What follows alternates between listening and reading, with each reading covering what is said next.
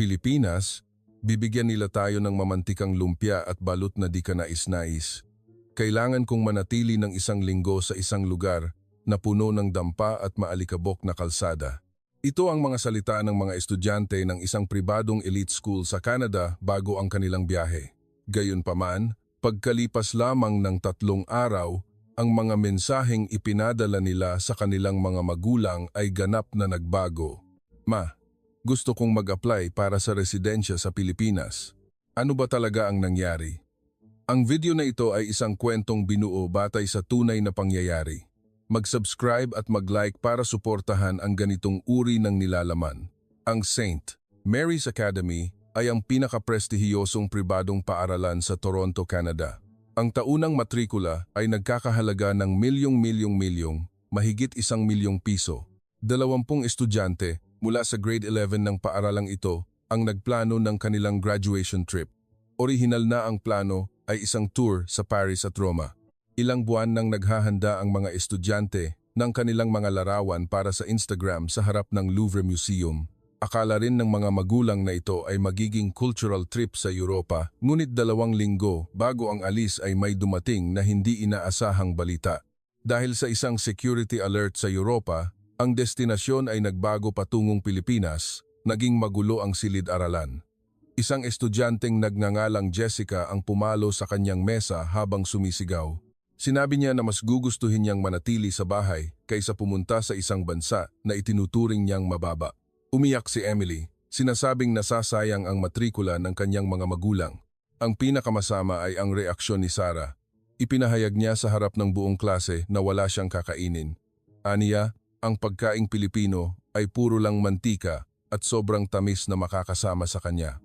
Nagtawanan ang kanyang mga kaklase. Nagbiro si Brittany na nakakainis ang manatili ng 1 linggo na naamoy ang balot at bagoong. Ngunit ang pinakamasama ay ang emergency meeting sa mga magulang. Ang reaksyon ng mga magulang sa auditorium ng paaralan ay nakakagulat. Tumayo si Helen Wilson, ang ina ni Jessica, at sumigaw. Tinanong niya kung bakit nila ipapadala ang kanilang mga anak sa ganoong bansa sa kabila ng napakamahal na bayad. Sinabi niya na karamihan ay hindi nga alam kung nasaan ang Pilipinas sa mapa. Direkta naman ang ama ni Michael, si Robert Thompson.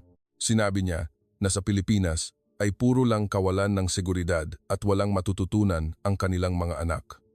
Ang pinakamatinding pahayag ay nagmula kay Patricia Davis, ang ina ni Emily. Tinanong niya kung ang mga Pilipino ay naglalakad pa rin na nakayapak at nakasuot ng mga lumang barong at salakot, pumalakpak ang buong auditorium. Sumigaw ang isang magulang na mas gusto niya ang anumang ibang lugar. Sinubukan ng principal na si Margaret White na ipaliwanag ang sitwasyon.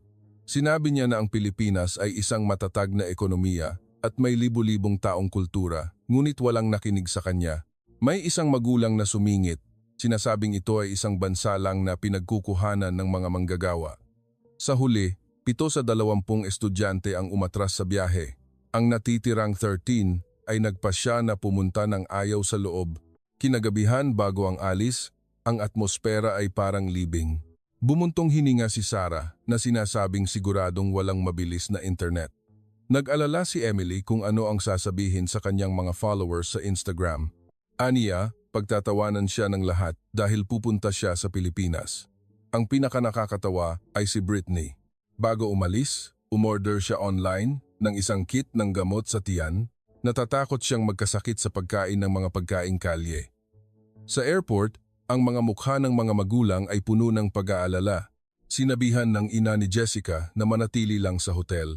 Binalaan ng ama ni Michael na uminom lang ng imported na bottled water. Isang ina pa nga ang nagbigay sa kanyang anak ng 20 lata ng pagkain. Akala niya ay walang disenteng pagkain sa Pilipinas. Nang sumakay sa eroplano, ang huling sinabi ng mga bata ay, "Sana matapos na ito kaagad. Ang 1 linggo ay parang 1 taon." Gayunpaman, pagkalipas lamang ng 3 araw, ang mga batang ito ay ganap ng ibang tao. Tingnan lang ang mga mensaheng ipinadala nila sa kanilang mga magulang. "Ma, ang lugar na ito ay kahanga-hanga. Ang Canada ay tila nakakabagot. Pa, gusto kong tumira dito. Maaari ba akong mag-apply sa isang unibersidad sa Pilipinas? Ma, nagkamali kami ng husto tungkol sa Pilipinas. Paumanhin, ano ba talaga ang nangyari sa lupain ng mga perlas?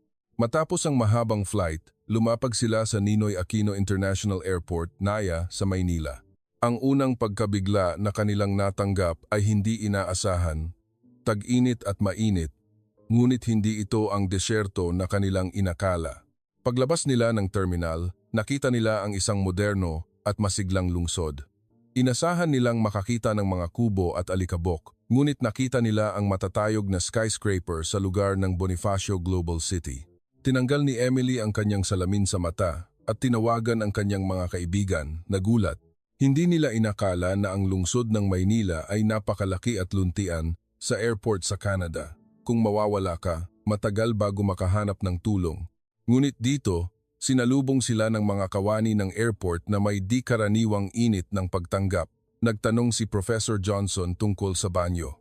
Isang empleyado ang magiliw na nag-guide sa kanila habang nagsasalita ng perpektong Ingles.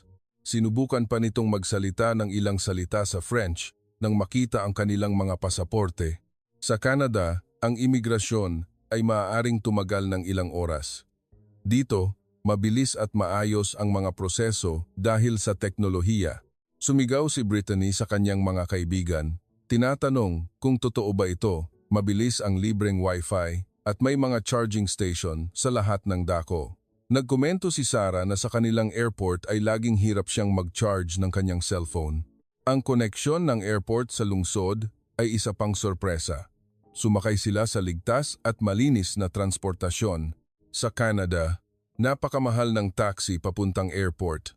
Dito, ang serbisyo ng Grab o angkas ay napakamura at mahusay. Pagtingin sa bintana, nakita nila ang modernong arkitektura na halo sa mga makasaysayang gusali. Sinabi ni Michael sa kanyang mga kaibigan, kung ito pa lang ang daan papunta sa hotel, paano pa kaya ang sentro? Ngunit ito ay simula pa lamang. Ang tunay na sorpresa ay naghihintay sa kanila sa puso ng lungsod. Pagdating sa hotel at pagbaba ng mga maleta, lumabas sila upang maglakad sa Bonifacio High Street, alas 9 ng gabi. Sa Canada, sa ganoong oras, maraming kalye ay tahimik na at walang tao. Ngunit dito, ang lungsod ay mas masigla kaysa kailanman. Ang mga gusali ay kumikinang sa mga makukulay na ilaw at ang bantayog ni Rizal ay mukhang marilag. Tiningnan ni Emily ang kanyang orasan na nagulat. Alas 10 na ng gabi. Bakit napakaraming masayang tao sa kalye? Ang pinakakagulat-gulat ay ang pakiramdam ng komunidad. Nakita nila ang buong pamilya na naglalakad, kumakain ng kwek-kwek at nag-enjoy sa gabi. Humanga si Brittany sa tanawin. Sa Canada, sinasabi sa kanya na delikado lumabas sa gabi. Ngunit dito, nakita niyang naglalakad ang mga babae ng tahimik at nagtatawanan ang mga grupo ng magkakaibigan. Namangha rin si Professor Johnson. Sa ilang lugar sa Toronto, iniiwasan nilang lumabas kapag gumagabi. Ang unang karanasan sa pagkain ay isang ganap na pagkabigla. Pumasok sila sa isang 7-Eleven o isang lokal na sari-sari store. Nagulat ang mga bata sa iba't ibang chichirya at inumin. Ngunit ang pinakamasarap ay nang lumabas sila at nakakita ng tindahan ng isaw. Ang amoy ng inihaw na karne at suka ang humalina sa kanila. Si Sarah, na sumumpa na hindi kakain ng kahit ano, ay sinubukan ang isaw ng may takot. Lumaki ang kanyang mga mata. Hindi ito tulad ng street food sa Canada, sigaw niya. Ang malambot na laman, ang matamis-asim na suka. Ito ay lasa na hindi pa niya nararanasan sa Canada. Alas 11 ng gabi, gising pa rin ang lungsod. Tinanong ni Michael ang propesor kung kailan natutulog ang mga taong ito. Nag-order sila ng pagkain gamit ang GrabFood o Foodpanda at napakabilis dumating. Sa Canada, mahirap at mahal mag-order ng pagkain ng gabi. Dito, isang magalang na rider ang dumating sa motorsiklo sa pinto ng hotel sa loob ng ilang minuto. Masarap at mainit ang pagkain. Tinikman nila ang sinigang at pansit. Sinabi ni Emily na hindi pa siya nakakatikim ng mga sabaw na may ganoong sarap at tradisyon. Pagkalipas ng hating gabi, nakita nila na bukas pa rin ang mga kapehan at pandesalan. Pumasok si Sarah sa isang kilalang kapehan at nakita ang mga taong nag-enjoy sa mainit na tsokolate. Ang pinakamahalaga sa kanila ay ang makita ang mga kababaihan na nag-enjoy sa gabi ng may kalayaan sa lugar na iyon. Nagkomento si Brittany na iyon ay napakakakaiba sa kanilang lugar sa Canada. Sa ganoong oras, pumasok sila sa isang private karaoke room, isang napakapopular sa Metro Manila. Sa Canada, kumakanta sila sa harap ng mga estranghero sa isang bar. Dito, may sarili silang silid para sumigaw at tumawa ng walang hiya. Pagbalik sa hotel ng Ala, ng madaling araw, masayang nag-uusap ang mga bata. Sinabi ni Emily, ang lungsod na ito ay may kaluluwa na hindi natutulog, sumang-ayon si Sarah. Sa Canada, pagkalipas ng alas 9, namamatay na ang lahat. Inamin ni Professor Johnson na humanga siya. Nag-research siya tungkol sa seguridad, ngunit hindi niya inasahan na maramdaman ang ganoong init ng tao. Nagtapos si Michael, unang araw pa lang, at gusto ko nang makakita ng mas marami. Ang imahe ng Pilipinas ay radikal na nagbago sa kanilang mga isip. Sa ikalawang araw, nagpasya silang gamitin ang pampublikong transportasyon. Binalaan ng propesor na magiging masikip ito tulad ng sa anumang malaking syudad, ngunit nang sumakay sila sa LRT, MRT, nagulat sila sa presyo. Napakamura nito kumpara sa transportasyon sa Toronto. Ang pinakamaraming nakapukaw ng kanilang atensyon ay ang kultura sa loob ng mga istasyon.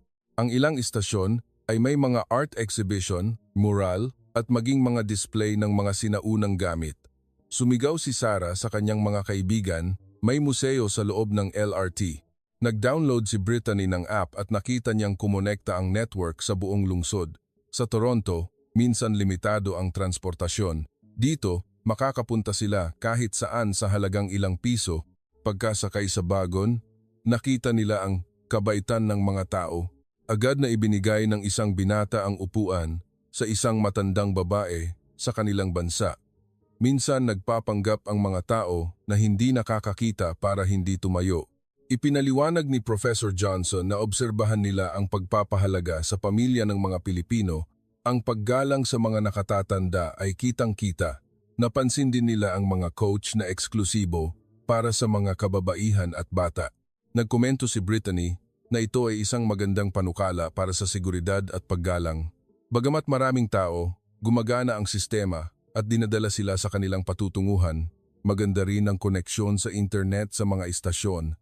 Sinabi ni Emily sa kanila, maingay, ngunit puno ng enerhiya, hindi nakakasawa. Paglabas ng LRT, dumating sila sa Intramuros. Ang kolonyal na arkitektura ay nagpahanga sa kanila.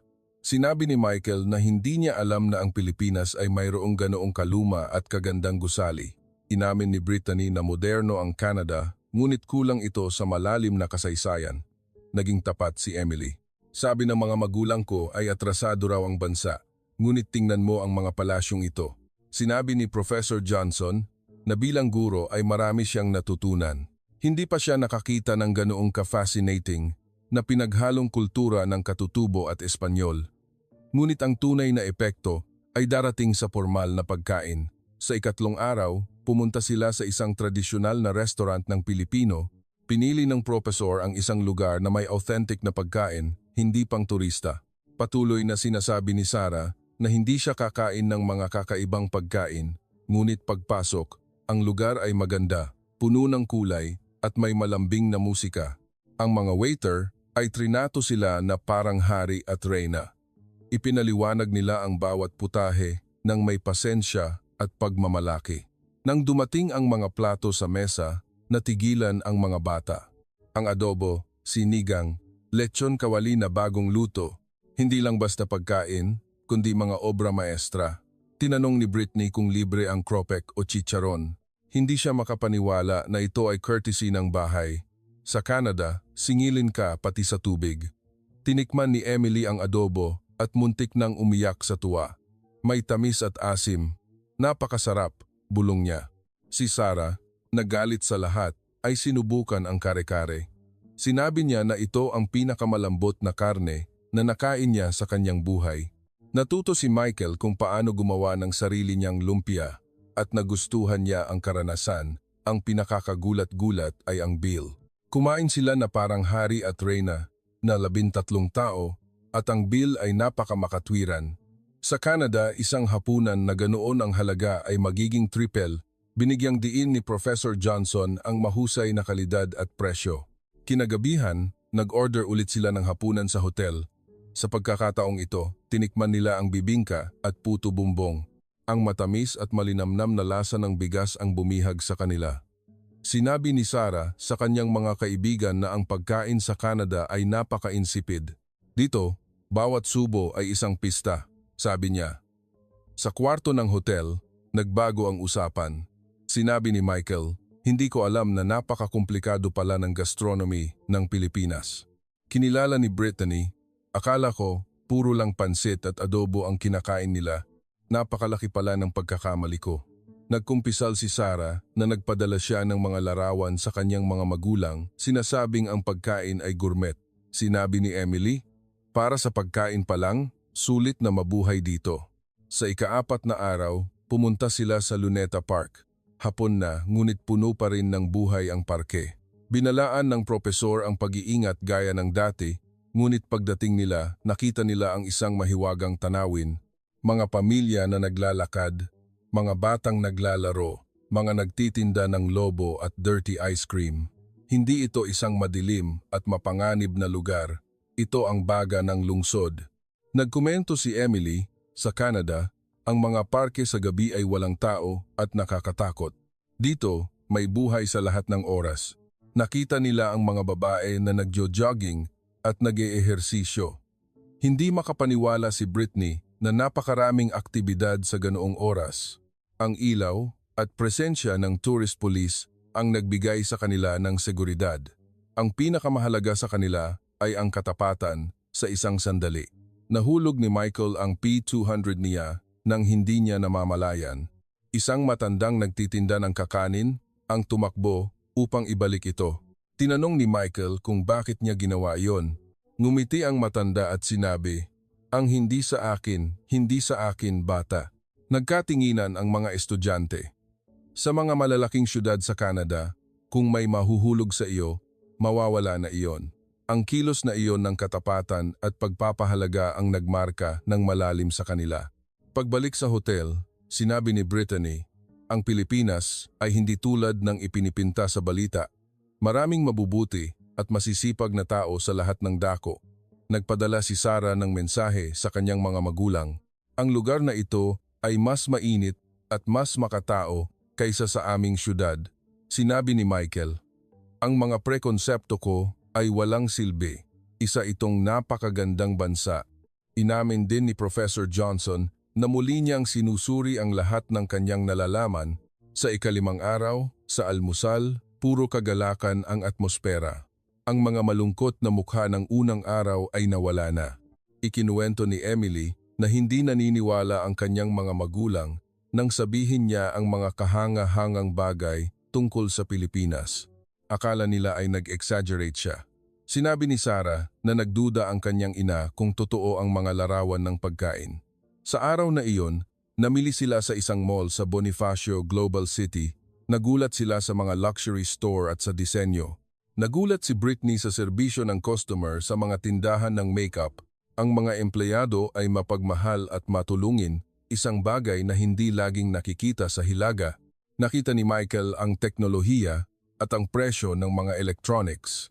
Napansin niya na ang Pilipinas ay napaka-connected sa buong mundo. Madali ang pagbabayad, lahat ay digital. Maging sa maliliit na tindahan ay tumatanggap ng GCash o Paymaya. Sinabi ni Emily, minsan ang Canada ay tila luma. Dito, mabilis ang lahat ng galaw. Sa pananghalian ay kumain sila sa isang lokal na palengke. Tinikman nila ang silog at ginataang kalabasa at sitaw. Ang mga authentic na lasa ay bumihag sa kanila.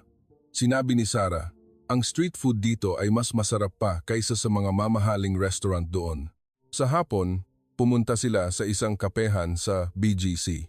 Nasiyahan sila sa Barako o Benguet Coffee na kinikilala ang kalidad nito sa buong mundo.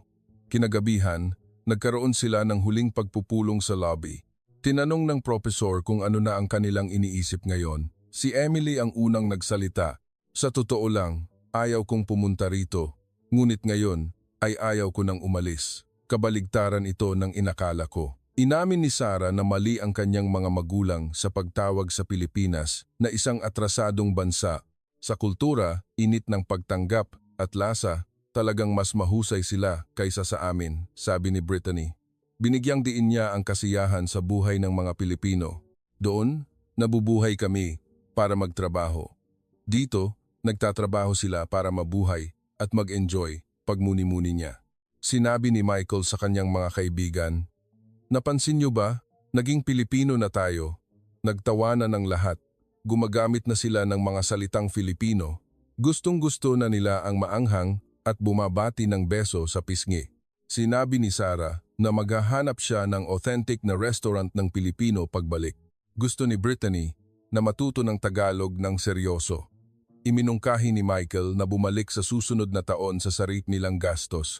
Kinagabihan, sumulat sila ng mahaba at emosyonal na mensahe sa kanilang mga magulang. Ikinumpisal nila kung gaano sila nagkamali at kung gaano kaganda ang Pilipinas. Pagdating sa airport sa Toronto, bumalik sila sa realidad. Ang lahat ay tila kulay abo, malamig at tahimik kumpara sa Pilipinas. Sinabi ni Emily sa kanyang mga kaibigan, "Kulang sa kulay, kulang sa musika. Namimiss nila ang magandang umaga, ang kantadong bati ng mga Pilipino." Pagdating sa bahay, binaha nila ang social media. Nag-upload si Emily ng mga larawan ng kanyang isaw at sinulat, "Binago ng Pilipinas ang buhay ko." Gumawa si Sarah ng video sa TikTok na nagpapakita ng kagandahan ng Intramuros at ang modernidad ng BGC. Mabilis na nag-viral ang video. Sumulat si Brittany ng mahabang post sa Facebook na nagpapabulaan sa mga estereotipo. Nakatanggap siya ng daan-daang komento na nagulat. Nag-upload si Michael ng blog sa YouTube na may pamagat na, "Bakit ako nagkamali?" tungkol sa Pilipinas.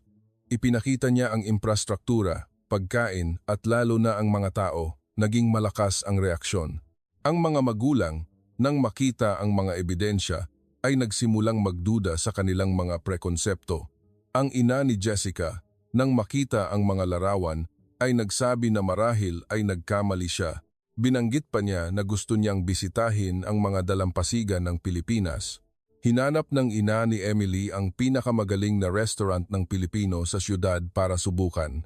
Nakita ng ama ni Michael ang video ng kanyang anak at nahiya sa kanyang mga naunang komento. Kinilala niya na ang Pilipinas ay isang higante at modernong kasosyo sa negosyo. Sa paaralan, lahat ay naiinggit sa mga sumama sa biyahe. Nagpakita si Professor Johnson ng napaka-positibong ulat sa pamunuan. Binago ng mga estudyante ang kanilang buhay. Nag-enroll si Emily sa klase ng Tagalog. Naging ekspertong kritiko ng pagkaing Pilipino si Sarah sa kanyang syudad. Nagsimulang makinig si Brittany ng mga kantang Pilipino at OPM. Nagpasya si Michael na mag-aaral ng international business na nakatutok sa Timog Silangang Asya. Isang buwan pagkatapos, nagpasya ang paaralan. Ang graduation trip sa susunod na taon ay muli sa Pilipinas. Sa pagkakataong ito, dumoble ang bilang ng mga aplikante. Maging ang mga magulang na dati ay hinahamak ito, ngayon ay gusto nang sumama. Ang ina ni Emily ngayon ay nanonood ng mga teleserye ng Pilipino at nagluluto na may sili. Nagbago rin ang pananaw ng lokal na komunidad dahil sa mga bata. Napuno ang mga restaurant ng Pilipino sa lugar. Pagkalipas ng 6 na buwan, sinabi ni Emily sa kanyang mga magulang na gusto niyang maging exchange student sa isang universidad sa Cebu o sa Maynila. Masayang pumayag ang kanyang mga magulang. Naunawaan nila na matututo ang kanilang anak mula sa isang mayaman at masiglang kultura. Ito ang paraan kung paano binago ng isang linggong biyahe ang kanilang buhay magpakailanman. Mula sa pagkiling at kamangmangan tungo sa paggalang at paghanga. Kung nagustuhan mo ang kwentong ito, huwag kalimutang mag-like, mag-subscribe at i-activate ang bell icon. Magkita-kita tayo sa susunod na video na may mas maraming nakakaantig na kwento. Salamat sa panonood.